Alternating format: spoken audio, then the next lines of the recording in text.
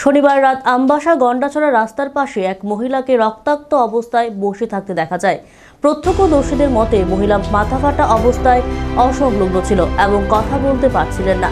এক ব্যক্তি বিষয়টি লক্ষ্য করে দ্রুত আমবাসা ফায়ার সার্ভিসে খবর দেন।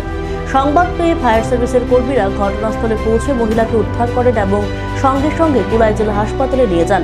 উদ্ধারকৃত মহিলার সঙ্গে তার ছেলে ছিলেন এবং জানা গেছে দুপুর থেকে স্বামী স্ত্রীর মধ্যে পারিবারিক বিবাদ চলছিল। ছেলের অভিযোগ, যাতে মা পুলিশকে ফোন না করতে পারেন সেজন্য তার বাবাই মারধর করে মায়ের মাথা ফাটিয়ে দেন। কি ব্যাপারে এই অপারেশনটা এখানে আইছে?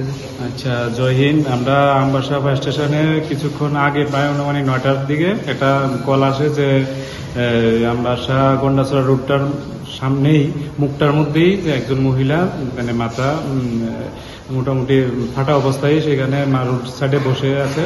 তো আমাদের কাছে ইনফরমেশন তাদেরকে রিকভারি করার জন্য আমরা যাই, যাওয়ার সাথে সাথে দেখি উনি সেই জায়গাতে বসে আছে। আমরা এখনই কুলাই ডিস্ট্রিক্ট হসপিটালে শিফট করলাম তার ট্রিটমেন্ট করার জন্য।